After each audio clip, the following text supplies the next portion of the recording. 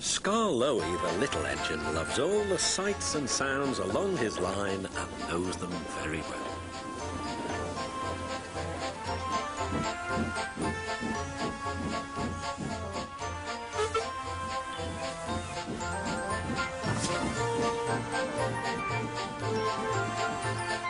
One morning, soon after he returned from being mended, he was enjoying his journey more than ever before.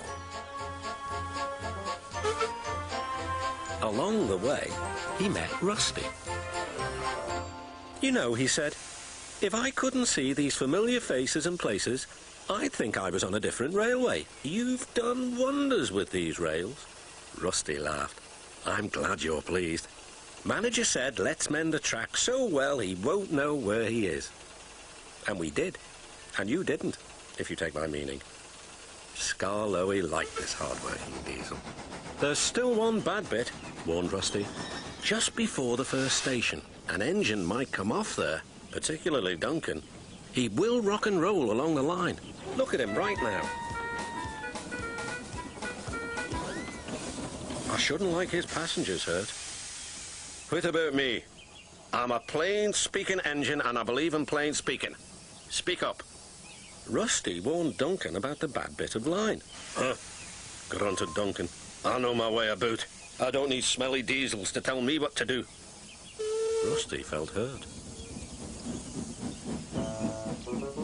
Duncan banged about the yard. Then he clattered crossly to the station.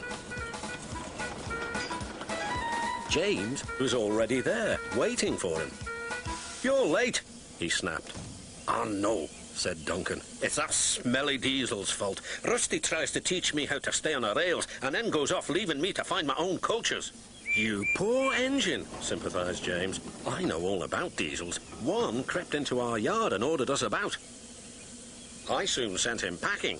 Duncan was filled with admiration. He didn't know that James was boastful and sometimes didn't tell the truth. "Send Rusty packing, send Rusty packing," snorted Duncan. He climbed the hill furiously. "Well done, boy. Keep it up," encouraged his driver. Soon they were near the first station. Duncan was pleased. Nothing's happened, silly old diesel. Clever me." And he rocked and he rolled along the line. "Steady, boy," checked his driver. But it was too late. "Sleepers and ballast. I'm off." And he was. "I warned him," said Rusty. "But all he did was call me names." The little diesel refused to move. "I'm ashamed of you, Rusty," said Scarloey. "Think of the passengers. What are they going to do?" "Oh, I'd forgotten them. Yes, of course. We must help the passengers." And Rusty roared into life.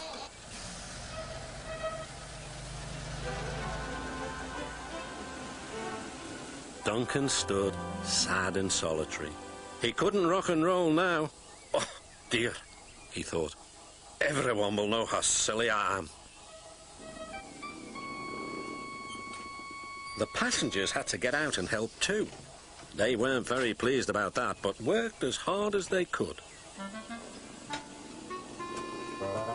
They carefully levered Duncan back onto the line.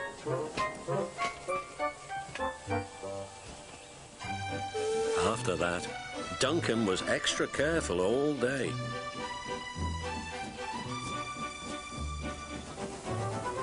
At last, evening came. "Rusty," he whispered, "thank you for helping. I'm sorry I was rude to you." "That's all right, Duncan. I wish all diesels were like you. Let's be friends." "Suits me," replied Rusty. "We'll mend that bad bit of rail first thing tomorrow."